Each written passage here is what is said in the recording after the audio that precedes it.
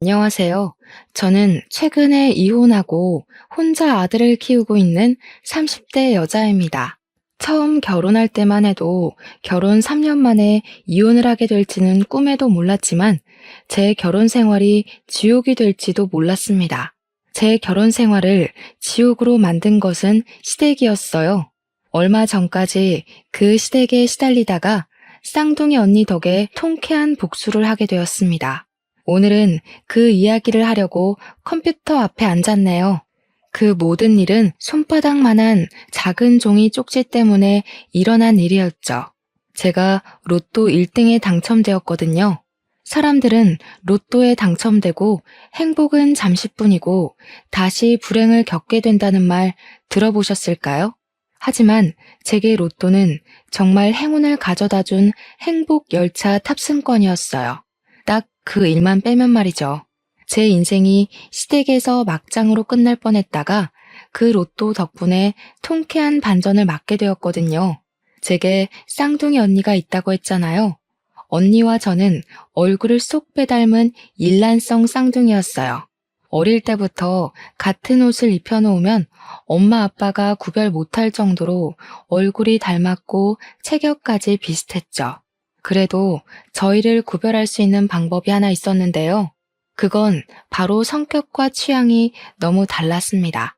말수가 적고 차분해서 모든 일에 소극적인 저와 다르게 언니는 모든 일에 적극적인 데다가 말도 많고 활발했습니다.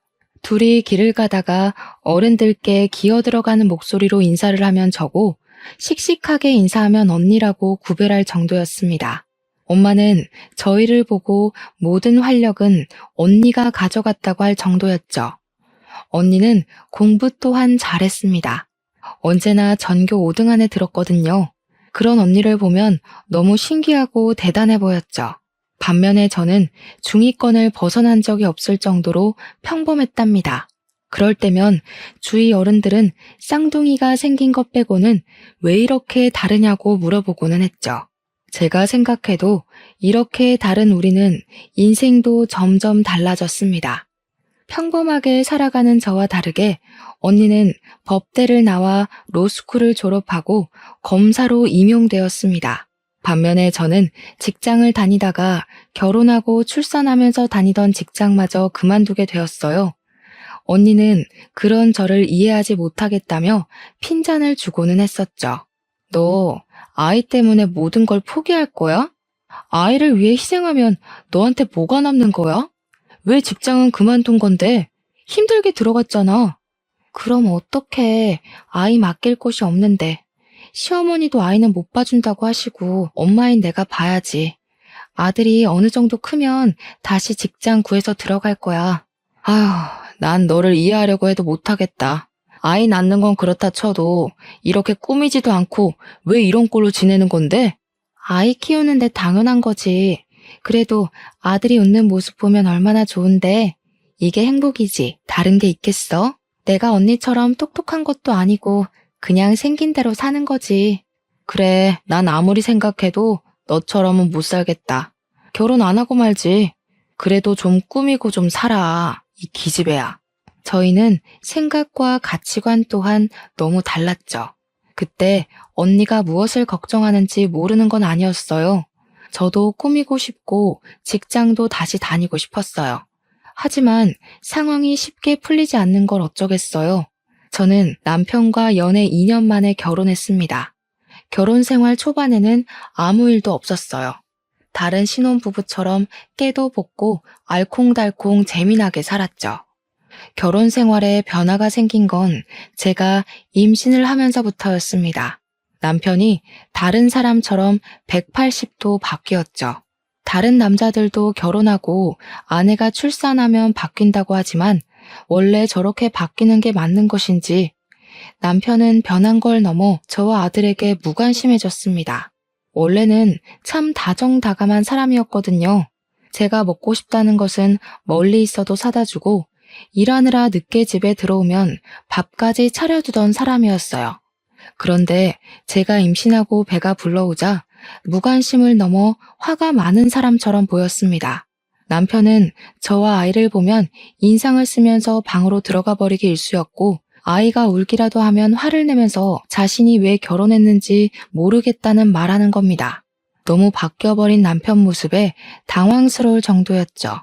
애 좀 안 울게 할 수 없는 거야? 언제까지 울기만 하는 건데. 지겹다 정말.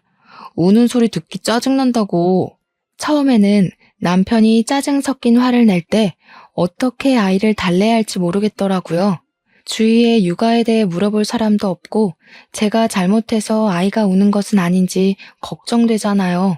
서툰 엄마 때문에 아이가 더 민감하게 구는 걸 수도 있는 거니까요. 한참을 안고 어르고 달래어도 아들은 쉽게 울음을 그치는 법이 없었습니다. 제 노력에도 남편의 짜증은 더욱 심해져만 갔죠. 아무리 말이 없고 참는 데 익숙한 저라도 남편의 짜증이 심해지자 화가 났습니다. 아이씨, 진짜 짜증난다고. 어떻게 좀 해보라니까? 무슨 애가 한 번 울면 그치질 않아. 누구를 닮아서 저렇게 울기만 하냔 말이야. 내다 버릴까 보다. 애니까 당연히 울지. 그럼 웃어? 우는 거로 배고프다, 쉬했다, 의사 표현을 다 하는 거야. 당신은 아들이 예쁘지도 않아? 왜 그렇게 짜증만 내는 건데? 육아도 살림도 다 내가 하잖아. 돈 벌어오는 게 그렇게 힘들어? 나는 종일 집에서 애랑 시달리는데. 그럼 당신이 밖에서 돈 벌어오던지. 다른 여자들은 아이 어린 집 맡기고서 잘도 일하러 다니더라. 그런데 당신은 애 직접 키운다고 잘 다니던 직장까지 때려치우고 이게 뭐 하는 짓이야? 종일 방구석에 처박혀서 집 꼬락서니 봐. 이게 살림했다고 말하는 거야? 돼지우리도 우리 집보다 깨끗하겠다. 아이가 어려서 치워도 어질러 놓는 걸 어떡해? 그리고 내가 아들 3살 될 때까지 직접 돌보고 싶다고 말했을 때 당신도 괜찮다고 해놓고 왜 이제 와서 그러는 건데? 저는 일단 남편을 이해해 보려고 노력을 했습니다. 혼자 벌어서 우리 셋이 먹고 살려니 회사에서 받는 스트레스도 상당할 테니까요. 하지만 상황은 좀처럼 좋아질 기미가 보이지 않았어요. 어린 아들은 아빠가 자신을 좋아하지 않는 것을 눈치챘는지 남편 얼굴만 보면 울어제끼는 겁니다. 아들이 울기 시작하면 남편은 아이 우는 소리가 듣기 싫다고 소리를 꽥 지르면서 씻고 다시 집 밖으로 나가버리더라고요. 그러다가 밤늦게 들어왔죠. 남편이 그렇게 스트레스를 받으니 제가 생각한 방법은 남편이 집으로 돌아와 잠이 들 동안 아들을 안고 아파트 단지를 뱅글뱅글 도는 거였습니다. 아들도 밖에 나오면 기분이 좋은지 방긋방긋 웃으며 울던 울음도 멈췄거든요. 한참을 그렇게 돌고 나면 아들은 제 품에 안겨 스르륵 잠이 들었습니다. 그 모습이 얼마나 기특하던지. 하지만 이렇게 하는 것도 하루 이틀이지 날씨가 궂은 날에는 나갈 수 없잖아요. 하루쯤 참아도 좋으련만. 남편은 그런 날에는 더욱 신경이 날카로워져서 아들에게 소리를 꽥 질러대는 겁니다. 애 좀 조용히 시킬 수 없어? 확시 입을 테이프로 막아버려? 어떻게 온종일 울 수가 있는 거야? 회사에서 돌아오면 편히 쉬고 싶은데 애 우는 소리 때문에 이게 사람 사는 집인지 알 수가 없어. 애니까 울지. 당신은 애가 조금만 울어도 못 참는 거야? 유리가 남이야? 당신 아들이잖아. 누가 내 아들 아니래? 그냥 조용히 좀 시키라고 하는 거잖아. 엄마가 돼서 애 하나 제대로 달래지도 못해? 엄마 맞냐? 집에서 하는 게 도대체 뭐야? 종일 둘이 붙어 있으면서 울지 않게 달래는 방법도 못 알아내고. 너 딴짓하고 다니지? 아직 말도 안 트인 애한테 말한다고 알아들어? 뭔가 불편한 게 있으니까 도와달라고 우는 거라고. 이런 날에는 밖에도 못 나가잖아. 조금만 참아. 아이씨 진짜 내가 나가든지 해야지. 짜증나서 못 있겠네. 문을 쾅 닫고 방 안으로 들어가 버리더라고요. 저는 어쩔 수 없이 우는 아들을 달래기 위해 비가 내리는 날 밖으로 나갔습니다. 아들을 아기띠로 바짝 메고 우산을 들고 밖으로 나갔죠. 비가 추적추적 내리는 아파트 단지를 도는데 제 신세가 서글퍼지는 겁니다. 행복한 결혼 생활을 꿈꿨지만 저의 결혼 생활은 행복하지 않았으니까요. 그나마 아들이 방긋 웃으면 그래 내가 너를 낳으려고 이 고생을 했나 보다 생각이 들고는 했죠. 점점 남편과의 갈등으로 스트레스는 쌓여가는데 풀 곳이 마땅히 없었습니다. 아이를 안고 아파트 단지를 돌다가 단지 상가에 있는 편의점 입구에 복권 판매라는 글이 보였어요.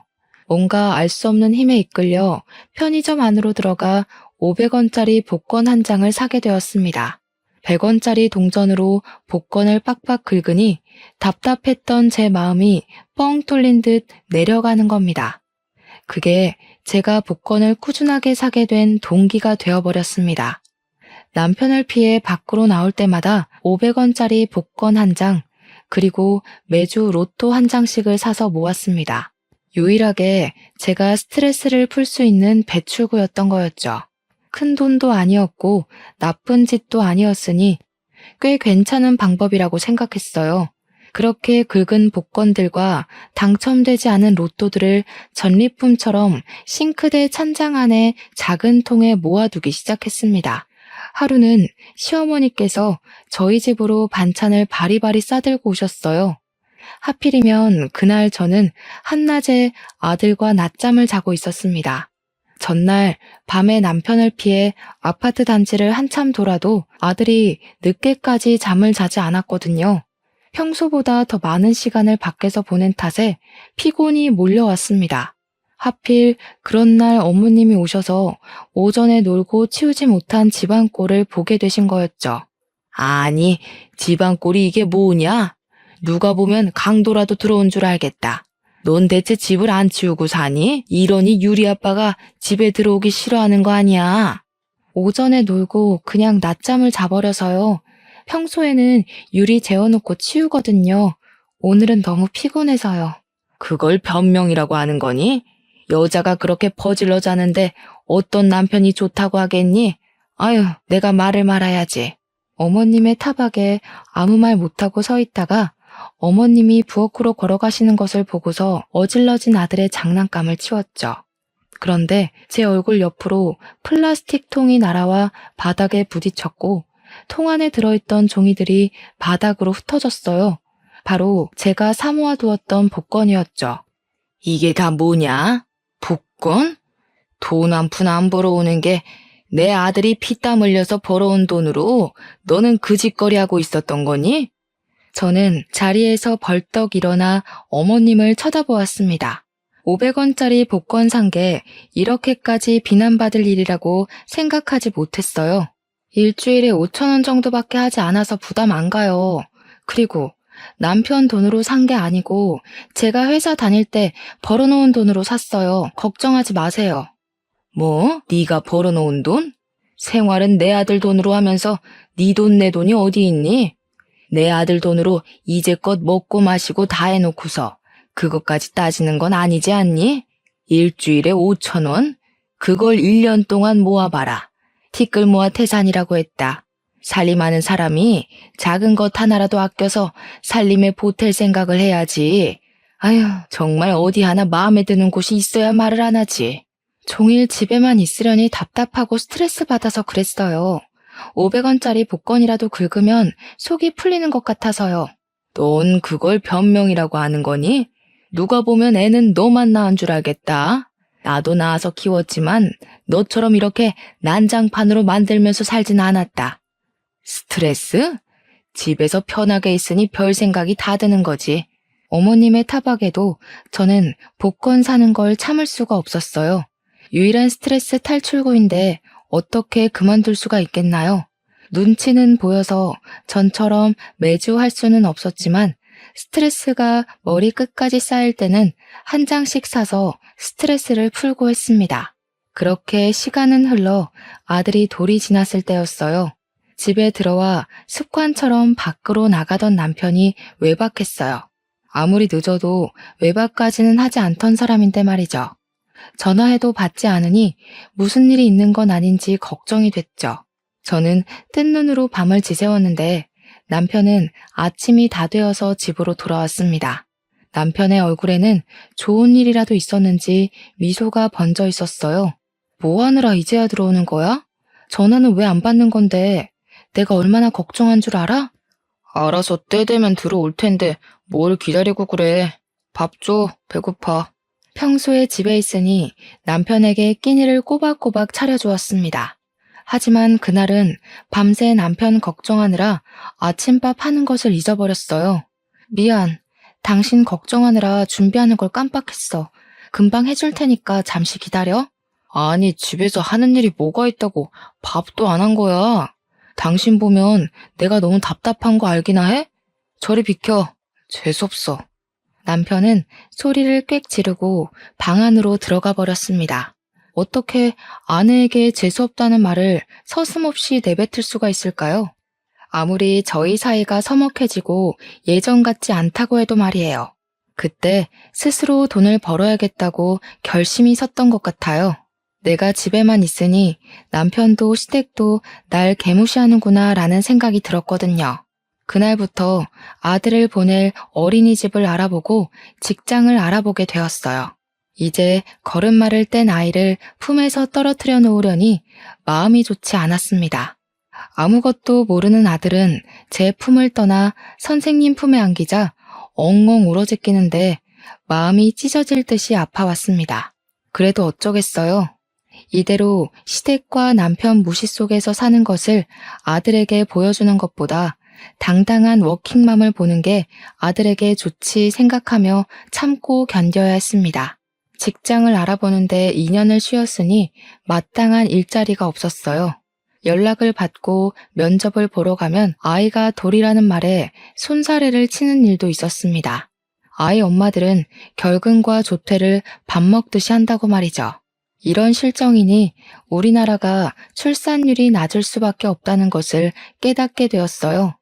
저도 면접을 보고 나오면서 둘째를 낳는 것은 포기해야겠다 생각했으니까요. 터벅터벅 걸어서 아들을 데리러 어린이집으로 가는 길에 로또 1등 당첨이라고 현수막이 붙은 작은 복권 가게가 눈에 띄었어요. 습관이 무섭다고 한 장 살까 하는 생각이 번뜩 들더라고요. 그러다가 고개를 절레절레 흔들면서 지금 형편에 언제 취업할지도 모르는데 5천 원이라도 아끼자 하고 참았죠. 그런데 머리와는 다르게 제 두 발은 복권 가게로 향했습니다. 그리고 로또 한 장을 사서 밖으로 나왔죠. 손에 들린 복권을 보면서 이것도 중독이 된 건가 싶은 겁니다. 그동안 꼬박꼬박 복권을 사 모았으니까요. 가방에 로또를 집어넣고 어린이집에서 아들을 데리고 집으로 돌아왔어요. 집에는 남편이 일찍 와서 저를 기다리고 있었습니다. 당신 벌써 와 있었어? 배고프지? 금방 밥 차려줄게. 조금만 기다려. 오랜만에 일찍 들어온 남편을 보니 기분이 좋았습니다. 제가 나가서 일하고 꾸미면 남편도 예전처럼 돌아올지도 모른다는 기대를 하게 되었죠. 그런데 남편은 제게 생각지도 않은 말을 꺼냈어요. 나 당신하고 이혼하고 싶어. 우리 이혼하자. 이혼이라니 남편에게 그런 말이 나올 거라고 상상조차 못했어요. 남편이 아들이 태어난 후에 힘들어하긴 했지만 이혼할 정도까지는 아니었고 아이가 자라면 점점 좋아질 거라고 예상했었습니다. 이혼이라니? 왜 우리가 이혼해야 하는데 우리 유리는 어떻게 하고 이혼을 하겠다는 거야? 유리 생각은 하나도 안 하는 거야? 미안해. 나 당신이 이제 더 이상 여자로 안 보여. 임신해서 볼록하게 불러오는 당신 배가 징그럽고 정 떨어져서 정말 꼴 보기 싫었어. 당신 거울 봐봐. 지금 어떤 모습인지. 화장기 없는 얼굴에 기미도 덕지덕지 생기고 머릿결은 푸석푸석하고. 동네 나가도 당신처럼 하고 다니는 여자 없어. 임신해서 배가 부른 모습에 정이 떨어졌다니 남편에게 무슨 말을 해야 할지 모르겠더라고요. 그냥 싫어졌다도 아니고 꼴 보기 싫어졌다니 말이죠. 머리 끝까지 화가 치밀어 올랐습니다. 그래, 이런 말을 들을 바에 이혼하는 게 서로에게 좋겠다 싶었죠. 배가 불러야 아이가 나오는데 당연한 거 아니야? 그래서 그동안 유리한테도 정이 없었던 거야? 어떻게 그럴 수가 있어? 정 떨어졌다니 나도 당신이랑 살 이유가 없는 것 같네. 그럼 양육권은 나한테 주는 거지? 그건 안 되지. 유리는 내 아들인데 당연히 내가 키워야지. 당신은 유리 키울 능력도 안 되잖아. 그리고 미안해. 나 당신 말고 다른 여자가 있어.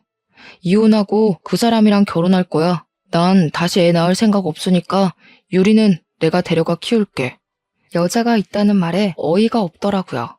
그래서 남편이 외박까지 했구나 싶었어요. 그 여자와 매일 밤을 함께 보낸 거겠죠. 남편에게 남아있던 정까지 탈탈 털어냈습니다. 저와 이혼하고 그 여자와 다시 결혼하면서 아이를 안 낳을 거니 우리 아들을 데려가 키우겠다는 정신나간 말에 소리를 버럭 질렀습니다. 무슨 말이야? 유리한테 부모로서 정도 없었으면서 그 여자를 위해 데려가서 키우겠다는 거야? 유리를 한 번이라도 따뜻하게 안아준 적이나 있어? 무슨 권리로 키우겠다고 하는 거야? 양육권 안 준다면 나도 이혼 절대 못 해줘. 유리는 걱정하지 마. 어머니가 키워주기로 했어. 당신은 이혼 서류에 도장만 찍어주기만 하면 돼. 무슨 말이야? 우리 이혼을 어머님이 허락이라도 했다는 거야? 그래, 어머니가 우리 이혼 허락했어. 유리도 키워주신다고 했으니까 아이 걱정은 하지 않아도 된다니까. 어머님과 이야기가 끝났다는 말에 당황스러웠습니다. 아무리 제가 미워도 미리 상의 한마디 없이 이혼을 허락할 수가 있을까요? 그것도 남편이 다른 여자가 있어도 말릴 생각도 없이 말이죠. 어머님과 남편이 제 뒤에서 이혼 계획까지 꾸미면서 아이까지 빼앗으려 한다는 생각이 들자 머리가 쭈뼛 섰습니다. 어머님께 바로 전화를 걸었죠. 어머님, 저희 이혼을 허락하셨다는 말 정말이세요? 저한테 한마디도 없이 이혼을 허락하실 수가 있으신 거예요? 그리고 유리를 키워주신다뇨. 언제 한번 살갑게 안아주시지도 않으셨으면서 이러시는 건 아니잖아요. 예, 네가 한번 생각해봐라. 누가 잔뜩 어질러져서 귀신 나올 것 같은 집구석에 들어가고 싶겠니? 그런 너한테 애를 맡기겠어? 키울 능력이 있는 것도 아니고 살림을 잘하는 것도 아니고 애를 잘 보겠느냐고. 얼마나 남편한테 못했으면 밖으로 나돌게 하니? 유리를 내가 키워주면 너도 새로운 시작하기도 편하고 얼마나 좋니? 무슨 새로운 시작을 하라는 거예요? 저는 유리만 보고 살 거예요. 양육권 절대 양보 못해요. 저는 전화를 끊어버렸습니다. 옆에서 가만히 지켜보던 남편이 자리에서 벌떡 일어났어요. 내가 이미 알아봤는데 당신 수입이 없어서 소송으로 넘어가면 결국 양육권은 나한테 넘어오게 되어 있다고 했어.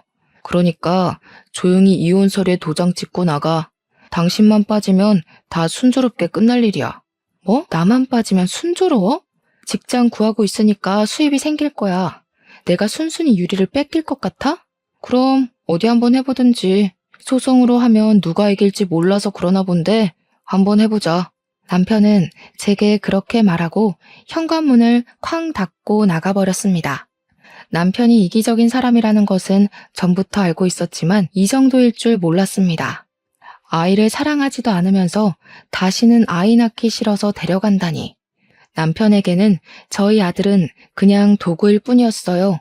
필요할 때는 쓰고 필요 없어지면 버리는 도구 말이죠. 아들을 빼앗기지 않으려면 더 열심히 직장을 구하지 않으면 안 됐죠. 어떤 일이든지 가리지 않고 구하겠다고 마음먹었지만 역시 직장을 구하기는 쉽지 않았습니다. 아이가 어린이집 있을 동안에만 일해야 한다는 시간적 제약도 있었으니까요. 어디 맡길 곳이라도 있으면 좋으련만 친정 부모님도 직장 생활을 하시는지라 친정에도 맡길 수도 없었어요. 사실 이혼하게 되었다고 친정 부모님께 말도 못하고 있었습니다. 원래 말 없는 성격이 한몫하기도 했지만 괜히 말해서 부모님까지 걱정하게 되는 게 싫었습니다. 직장을 구하지 못하고 시간은 흘러가는데 남편은 수시로 전화를 하며 합의 이혼하자고 말하는 겁니다. 마음 정했어? 왜 아직도 미련을 못 버리는 거야? 유리 그만 포기하라니까. 당신보다 100배는 더 잘 키울 수 있다니까. 일 크게 만들지 말고 합의 이혼하자, 어? 너도 네 아들이 거지 같은 너 밑에서 없이 사는 것보다 내 밑에서 부유하게 살길 원하잖아, 어? 웃기지 마. 당신이 퍽이나 우리 유리를 잘 돌봐주겠다. 당신도 어머님도 못 믿어. 유리는 내 아들이고 내가 키울 거야. 그렇게 우긴다고 될 일이 아니라니까. 진짜 이혼 소송이라도 하겠다는 거야? 당신이 이렇게 나오면 나도 어쩔 수가 없어. 이혼 송장 보낼 테니까 알아서 하라고. 아직 직장도 못 구한 제가 이혼 소송에서 어떻게 이길 수가 있을까요? 재산이나 수익 면에서 모든 게 부족한 제가 지게 되겠죠. 그렇게 된다면 아들을 꼼짝없이 남편에게 빼앗기게 되는 것이었습니다. 저는 신랄 같은 지푸라기라도 잡는 심정으로 이혼 전문 변호사를 찾아가게 되었습니다. 지금 일정한 직업이 없으시다고요? 그럼 양육권을 가져오기 어려우십니다. 남편께서 이혼의 귀책 사유가 있다고 해도 아이를 학대하거나 그러지 않으셨잖아요. 그럼 보통 경제 능력이 있는 배우자에게 양육권을 주게 됩니다. 남편은 한 번도 아들을 따뜻하게 안아주거나 놀아주지도 않았어요. 아이 얼굴 보기도 싫어했다고요. 그렇게 말씀하셔도 정확한 학대나 방임의 증거가 있어야 하는데 배우자 증언만으로는 그것을 증명할 수가 없고 그런 건 학대나 방임의 증거가 되기 어렵습니다. 결국은 제가 직업도 없고 가진 것이 없어서 이대로 아들을 빼앗겨야 한다는 것이었죠. 변호사는 제게 명함을 내밀었습니다. 양육권은 가져가실 수 없어도 귀책 사유는 남편분에게 있으니 위자료는 받으실 수 있을 겁니다. 소송으로 가게 되시면 연락해 주십시오. 저는 명함을 집어들고 자리에서 일어났습니다. 명함을 가방에 넣으려고 보니 가방 한 구석에 전에 샀던 로또가 들어 있었습니다. 절박한 심정이 되니까 아직 확인하지 않은 복권이 더 간절해지는 거 있죠? 제발 당첨되라 하고 말이에요. 변호사 사무실을 나오면서 로또를 집어들고 핸드폰으로 번호를 확인했어요. 로또에 당첨이 되면 돈 때문에 아들을 빼앗기지 않아도 되니까요. 숫자 하나하나 확인해 갈 때마다 심장이 쿵쾅거렸습니다. 신기하게 핸드폰에 있는 숫자와 로또 종이의 번호가 딱딱 들어맞았거든요. 마지막 6번째 숫자까지 들어맞자 저는 그 자리에서 소리를 지르고 말았습니다. 지나다니는 사람들이 저를 미친년처럼 쳐다보아도 너무 행복했어요. 그냥 죽으라는 법은 없나 봐요. 이 복권은 남편이 제게 이혼 서류를 내밀던 그날 산 복권이었어요. 그동안 확인해 볼 생각도 못하고 있었는데 이런 행운이 찾아오다니. 핸드폰에 적힌 당첨금을 보고 저는 눈을 비볐어요. 30억. 평생 일을 해도 못 만질 만한 금액이 찍혀 있었습니다. 저에게서 그 돈은 하늘에서 내려온 동아줄이었습니다. 아들을 그 지옥 같은 시댁에 보내지 않아도 되니까요. 얼마나 떨리고 긴장이 되던지. 다음 날 바로 신분증과 복권이 든 가방을 꼭 끌어안고 농협은행 본점으로 찾아갔습니다. 농협 직원은 복권을 확인하고 새로운 통장에 당첨금을 입금해 주었습니다. 세금을 제외하더라도 제 통장에는 20억이 넘는 돈이 찍혀 있었어요. 두 눈으로 통장에 찍힌 돈을 보고도 실감이 나지 않더라고요. 이게 정말 내 돈이 맞는 건가 싶었죠. 이 돈이면 집을 구하고 아들과 함께 남은 여생을 편하게 보낼 수 있다는 생각을 하니 마음이 들떴습니다. 저는 당첨금을 받고 변호사를 찾아가 로또 당첨되었다고 말했습니다. 이 정도면 아들의 양육권을 되찾을 수 있냐고 물어보았어요. 로또 1등 당첨되어서 20억이 넘는 돈을 실수령액으로 받았어요. 이 정도 돈이면 직장이 없어도 아들 양육권을 되찾을 수 있는 거죠? 변호사는 저를 보고 당황했습니다. 며칠 전만 해도 거의 빈털터리로 찾아왔던 여자가 갑자기 복권 당첨이 됐다고 찾아왔으니 놀랄만도 하죠. 네, 충분합니다만 완벽하게 양육권을 가져오려면 아들을 부인께서 혼자 돌봤다고 증명해 줄 사람이 필요한데 누가 증명해 줄 사람이 있을까요? 증인이요? 증명해 줄 사람이 있을지 모르겠네요. 특별한 일이 아니면 대부분 집에 있어서 친구들도 어쩌다 한 번씩 만났거든요. 그래도 일단 경제적으로 해결은 되셨으니까 확실하게 증언 서술뿐만 있으면 이건 저희가 이기는 재판이 될 겁니다. 천천히 생각해 보세요. 변호사에게 알겠다 말하고 사무실을 나왔습니다. 돈만 있으면 완벽하게 아들을 데려올 수 있을 거라고 생각했는데 생각지도 못한 증인을 찾으라니 당황스럽더라고요. 출산 후에는 친구들도 만날 시간이 없고 평소 저는 제 사정에 대해서는 친정에도 말을 아껴왔던 터라서 딱히 증명해줄 사람이 없었습니다. 집으로 돌아오는 길에 아파트 밑에 있던 편의점이 눈에 띄었습니다. 매일 비슷한 시간에 들려서 복권을 샀던 그 편의점 말이에요. 밤에는 알바를 구하기 힘들다면서 아파트에 사시는 주인분이 직접 편의점을 운영했던 게 떠올랐죠. 주인 아주머니께서는 가끔 제게 말을 건네시면서 날씨가 궂은 날에도 아이가 잠을 못 자느냐고 물어보시곤 했어요. 그때 아주머니께 남편에 관해 얘기했었어요.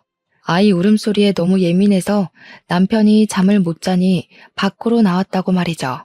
아주머니가 증인이 되어 주시기만 한다면 재판을 완벽하게 제가 유리하게 이끌어갈 수 있었죠. 저는 편의점으로 들어갔습니다. 다행히 주인 아주머니가 계셨어요. 아주머니께 한참 저의 사정을 이야기를 했습니다. 아주머니는 흔쾌히 제 증인이 되어 주시겠다고 하셨어요. 아이고, 그런 일이 있었구나. 그래서 매번 그 늦은 시간까지 아들하고 돌아다녔어? 걱정하지 마라. 내가 증언해 줄 테니까. 그런데 어떻게 하는 거야? 이혼 가사 조사관이 소환하거나 전화가 걸려오면 있는 사실 그대로 말씀만 해주시면 돼요. 제가 왜 밖에서 아들을 데리고 있어야 했는지, 그리고 왜 복권을 사야 했는지 말이에요. 그럼 있던 일만 말하면 된다는 거지? 걱정하지 마.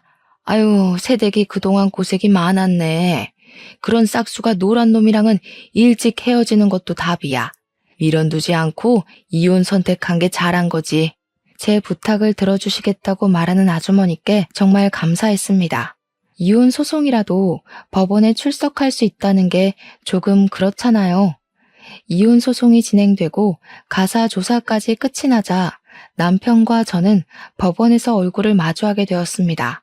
남편은 당연히 자신이 이길 줄 알았는지 얼굴에 미소까지 걸려있더군요. 저희의 첫 이혼 조정은 그렇게 길지 않게 끝이 났어요. 남편의 유책 사유는 너무 뚜렷했으니까요. 남편의 외도와 가정의 불성실함이 이혼의 주된 이유였죠. 남편도 그것은 인정한다고 했습니다. 저와 빨리 이혼하고 그 여자와 살 생각이었는지 모든 것을 다 받아들이고 위자료까지 흔쾌히 지급하겠다고 하는 겁니다.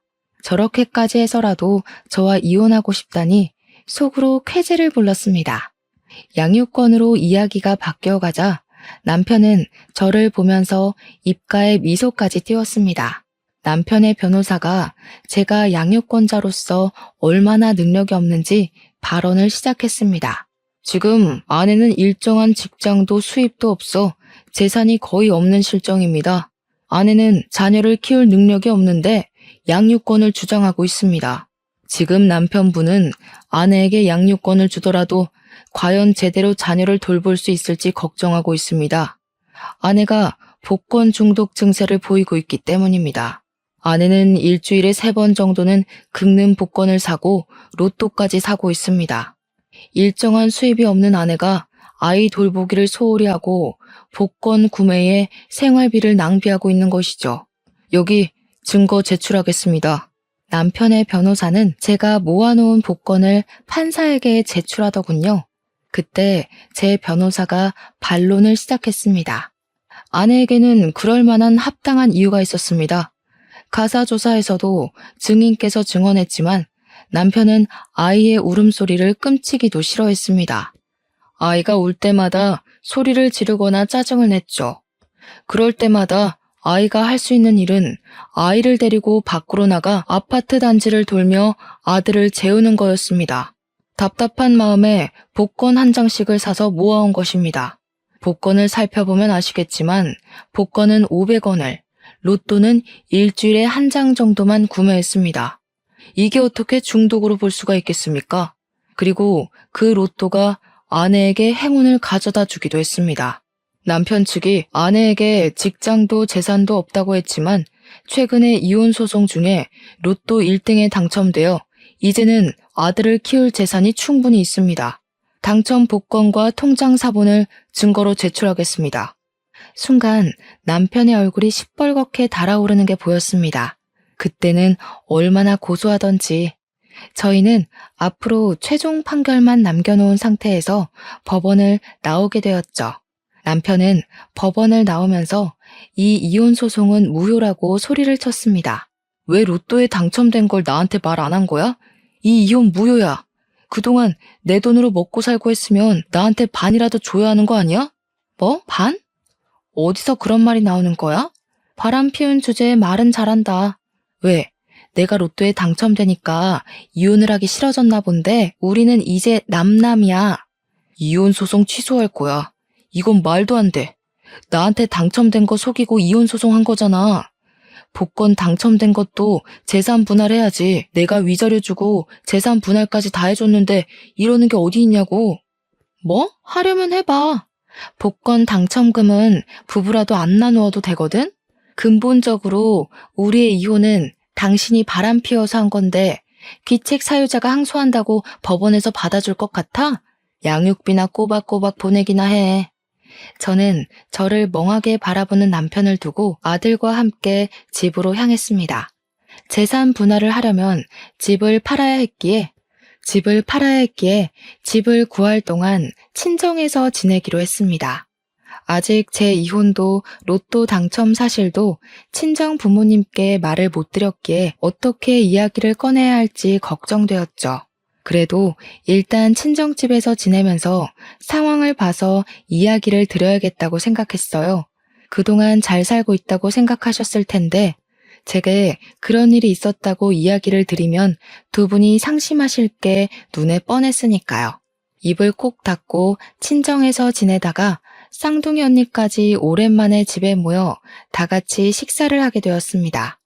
언니는 매의 눈으로 저를 꼼꼼히 살피기 시작했습니다. 너 얼굴이 왜 그래? 무슨 일이라도 있어? 둘이 싸웠어? 아니야, 싸운 건 아니고 이혼했어. 저의 깜짝 발언에 엄마, 아빠, 언니까지 모두 놀랐지만 그냥 바라볼 뿐이었습니다. 왜 이혼을 했는지 질문을 하지 않더라고요. 밥 더 줄까? 조금 더 먹어라. 2년이 아니면 헤어지기도 하는 거지. 너무 상심하지 마라. 순간 눈물이 왈칵 흘렀어요. 이미 눈치를 채시고도 아무 말 안 하고 계셨던 거였죠. 너 최근에 머리는 언제 했어? 옷은 언제 사 입었어? 너 너무 촌스러워. 좀 꾸미고 좀 살자. 나랑 똑같은 얼굴인 사람이 그렇게 돌아다니는 거 싫어. 알겠어. 이제 나도 꾸미고 할 거야. 걱정하지 마. 안 되겠다. 밥 먹고 나가자. 내일 안 받은 지 오래됐지? 오늘 다 하자. 속에 쌓아두었던 말을 꺼내놓으니 목구멍에 걸린 듯 꽉 막힌 체증이 내려간 것처럼 시원해졌어요. 저는 언니와 아들을 데리고 오랜만에 외출했습니다. 전에는 항상 질끈 묶었던 머리도 자르고 파마를 했습니다. 언니는 제가 머리를 하는 동안 아들하고 놀아주었습니다. 원체 아이를 싫어하고 귀찮다고 하던 언니는 본인의 조카는 예뻐 보이는지 열심히 놀아주었습니다. 낯을 심하게 가리던 아들도 언니가 제 얼굴과 똑 닮아서였는지 잘 안겨서 놀더라고요. 오랜만에 머리도 하고 네일도 하고 나니 제 표정도 한결 밝아져 있었습니다. 앞으로는 이런 일상만 가득하기를 빌었죠. 머리를 하고 헤어샵에서 나오는데 언니가 예쁜 옷이 많은 가게를 안다며 저를 데리고 갔어요. 기왕 오랜만에 나온 김에 옷도 사고 싶었는데 잘 됐다며 언니를 따라 나섰죠. 아이를 낳고 언제나 늘어진 티셔츠만 입다가 예쁜 옷들을 보니 마음이 들떴습니다. 아들을 언니에게 맡기고 옷 몇 벌을 골라 피팅룸에서 갈아입어 보기로 했어요.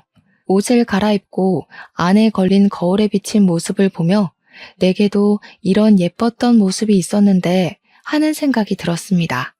아들을 얻었으니 결혼했던 걸 후회하는 건 아니었지만 가슴 속에 무언가 찝찝한 건 어쩔 수 없었죠.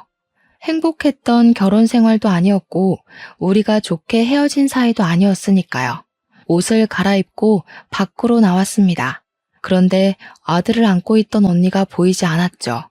제가 두리번거리며 언니를 찾고 있을 때 매장 직원이 다가왔어요. 손님, 같이 오셨던 분이 방금 어떤 남자 두 분과 함께 밖으로 나가셨어요. 그런데 분위기가 좋아 보이지 않아서 지금 손님께 물어보려고 했는데 나오셨네요. 어떤 남자들과 나갔다니 깜짝 놀랐습니다. 어떤 남자들이요? 어떻게 생긴 사람들이었는데요? 서로 친해 보이시진 않으셨는데. 저도 잠시 재고를 확인하러 간 사이에 나가는 뒷모습만 본 거라서 자세히는. 갑자기 언니가 사라져서 당황스러웠습니다. 언니가 아는 사람들을 우연히 만난 건지 아니면 무슨 일이 생긴 것인지 알 수가 없잖아요. 언니에게 아무리 전화를 걸어 보았지만 받지 않았습니다. 무슨 일인지 알 수도 없고 정확한 상황을 모르니까 신고도 못하겠고 옷가게에서 1시간 정도 이러지도 저러지도 못하고 시간을 보내게 되었습니다. 다시 핸드폰을 들었을 때 언니에게 전화가 왔습니다. 너 어디야? 지금 바로 경찰서로 와. 경찰서? 경찰서는 왜 간 거야? 유리한테 무슨 일이라도 생긴 거야? 언니는 제게 잔말 말고 경찰서로 오라고 말하고 전화를 끊어버렸어요. 저는 바로 경찰서로 달려갔습니다. 그곳에는 남편과 시어머니가 나란히 어떤 남자들과 잡혀와 있었습니다. 언니는 경찰서로 들어오는 저를 보고 눈을 찌푸리더군요. 너 왜 말 안 했어? 그런 일이 있었으면 진작 말을 했어야지. 검사 언니 뒀다 언제 쓸래? 제부가 바람 피워서 이혼한 거라며. 양육권 때문에 소송하고. 너는 정말 그 꽉 다물고 있는 입 좀 고쳐라. 로또 당첨되어서 양육권 가져간 건 다행인데 제부랑 너희 시어머니가 짜고 너를 납치해서 돈을 갈취하려고 했어. 납치한 놈들이 너로 착각하고 나를 데려갔기에 망정이지. 진작 말했으면 내가 다 알아서 했지. 남편과 시어머니는 제 로또 당첨금을 노리고 사람을 시켜 저와 아들의 납치를 지시한 거였습니다.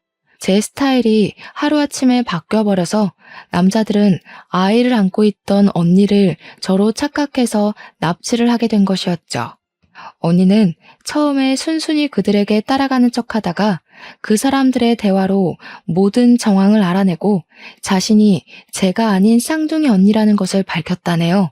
남자들은 언니가 현직 검사라는 사실에 당황해서 남편에게 전화를 걸게 되었고 언니는 자수하지 않으면 가만 안 둔다고 했답니다. 남편과 시어머니는 바로 경찰에 자수를 했다네요. 미안해. 좋은 일 아니니까 말하면 언니도 속상하고 엄마 아빠도 속상해 하실까봐 나중에 다 해결하고 말하려고 했어. 이제 내가 알았으니까 걱정하지 마. 이런 짐승만도 못한 것들은 언니가 책임지고 콩밥을 먹여줄 테니까. 알겠지? 언니의 말에 남편과 시어머니가 두 손을 비비면서 빌기 시작했어요. 여보, 내가 잘못했어. 한 번만 봐주면 안 될까? 내가 유리 아빠잖아. 유리를 봐서라도 한 번만 봐주면 안 돼? 그래, 유리 엄마야. 유리 얼굴 한 번만 봐서라도 용서해줘라. 오죽했으면 우리가 이랬겠니? 저는 남편과 어머님의 말에 어이가 없었습니다. 아들 핑계를 대면서 용서를 해달라니. 사람을 납치하고 돈을 뜯어내려 했던 사람들이 말이죠. 죄송하네요. 용서할 마음이 전혀 안 생기네요. 사람을 납치해서 돈까지 빼앗으려고 해놓고 유리 핑계를 대요? 사랑해 자기야. 알잖아. 내가 당신 얼마나 사랑했는지. 내가 잠시 미쳤었나 봐. 저를 사랑한다면서 옷깃을 붙잡는 남편을 보니 화가 치밀어 올랐습니다. 손을 들어 남편의 뺨을 내리쳤죠. 사랑? 임신해서 배가 나왔을 때 정 떨어졌다고 하던 사람이 누구였지? 나를 쳐다보기도 싫다고 했지? 내가 지금 딱 그런 기분이야. 다시는 그 더러운 얼굴 꼴도 보기 싫어. 남편은 할 말을 잃고 저를 빤히 쳐다보더라고요. 항상 그에게 아무 말도 못했던 저였으니까요. 이렇게 된 마당에 남편에게 못할 말이 어디 있었겠어요. 다시는 꼴도 보기 싫었죠. 어머님도 다시는 유리 얼굴 보려고 하지 마세요. 찾아와도 제가 절대 얼굴 안 보여줄 거니까요. 그리고 야, 유리가 당신한테 뭘 배울 게 있겠어? 너같이 아빠 같지도 않은 게 아빠 연기하려고 하고 있어. 내가 만만해? 너 같은 건 감옥 가서 평생 썩어버려야 해. 이 개 같은 것들아. 저는 소리를 꽥 지르고 경찰서를 나왔습니다. 계단을 내려오는데 언니가 제 어깨를 툭툭 두드렸습니다. 길어야 실형으로는 1년 정도밖에 못 살 거야. 집행유예로 끝이 날 수도 있고. 그래도 이번 사건으로 너희 이혼 재판은 너한테 아주 많이 유리하게 돌아갈 거야. 저는 그거면 좋겠습니다. 언니를 납치한 걸 생각하면 콩밥을 두둑히 먹일 수 있었으면 좋겠지만 그래도 언니가 다치지 않고 돌아왔으니까요. 저희의 이혼 재판은 당연히 저의 완승으로 끝이 나게 되었습니다.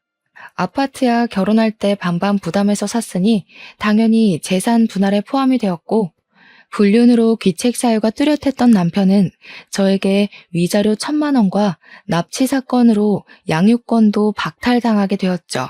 남편은 재판 내내 아무 말도 없이 고개 한번 들지 못하더군요. 저는 재판이 끝나고 자리에서 일어나면서 남편에게 말했어요. 난 말이야, 당신이랑 산 결혼 생활이 전혀 즐거웠던 기억이 없었던 것 같아. 왜 그렇게 미련하게 당신에게 말 한마디 못했는지 모르겠지만 이제는 할 수 있을 것 같아. 다시는 마주치지 말자. 내 앞에도 유리 앞에도 안 나타났으면 좋겠어. 유리가 당신 같은 아빠에게서 태어났다는 걸 알면 얼마나 속상하겠어. 유리가 크면 아빠는 이 세상에 없다고 말할 거야. 당신도 나나 유리한테 특별한 감정 없잖아? 남은 재판 잘 받아. 남편은 끝까지 고개를 들지 못했습니다. 언니에게 들은 말로는 남편은 시어머니와 함께 납치 공갈 협박으로 징역 1년 반을 선고받게 되었답니다. 얼마나 속이 시원하던지. 남편은 당연히 그 여자와도 헤어지게 되었다네요. 당연한 결과였죠. 어떤 여자가 빈털터리의 범죄자가 된 사람과 계속 만나겠나요? 남의 가정을 찢어놓으며 남편과 결혼하려 했던 그 여자의 결심은 딱 그 정도밖에 되지 않았던 거겠죠. 남편은 결국 원하던 모든 것을 잃게 되었습니다. 직장에서도 잘리고 저와 헤어지고 결혼했던 여자에게 버림받았으니까요. 그리고 검사인 언니 덕분에 남편과 시어머니에게 접근금지 가처분 신청까지 해버려서 이제 남편과 시어머니가 출소한다고 해도 저와 아들 앞에 나타날 일이 없어졌습니다. 지금 저는 새로운 집으로 이사도 하고 친정 부모님과 즐거운 생활을 보내고 있어요. 여전히 제 입은 무겁고 먼저 말을 잘 꺼내지 않지만 전보다는 덜 과묵해지려고 노력하고 있어요. 아들이 옹알이를 시작하면서 이것저것 물어보기 시작했거든요. 엄마가 말이 많아야 아이의 언어 능력이 빨리 늘어난다고 하더라고요. 언니는 아직도 제게 말하는 게 부족하다고 타박을 하기도 합니다. 연습을 더 하라나요? 언니 눈에는 아직 부족해 보이나 봐요. 네, 언니가 아니라 제가 납치를 당했다면 저는 언니처럼 당당하게 그들을 제압할 수 있었을까요? 지금 제 모습을 보면 그건 어려웠을 테죠. 하지만 점점 더 나아지려고 노력을 하고 있으니 언젠가는 언니처럼 당당하게 제 속마음을 표현할 날이 올 거라고 생각해요. 남편과 결혼 생활을 할 때 조금 더 제 의견을 당당하게 내보였으면 남편도 시어머니도 무시하지 않았을 텐데 왜 한마디도 못하고 모든 것을 속으로 삭혔는지 지금은 아쉬울 뿐이에요. 제가 표현을 했더라도 저희의 이혼은 불가피했겠지만 말이죠. 저는 아직도 지나가는 길에 복권방이 보이면 가끔 복권을 사고는 합니다. 지금 같은 행운이 찾아오지 않겠지만 아직도 무언가 부족한 저를 채우기 위해 사는 것 같아요. 언젠가 제가 복권이 사지 않는 날이 오면 부족한 부분이 채워졌다는 거겠죠. 저의 사연은 여기까지입니다. 말로는 꺼내지 못해도 이렇게 사연을 글로 남기니 조금은 속이 뚫리는 것 같습니다. 제 사연을 읽어주셔서 감사합니다.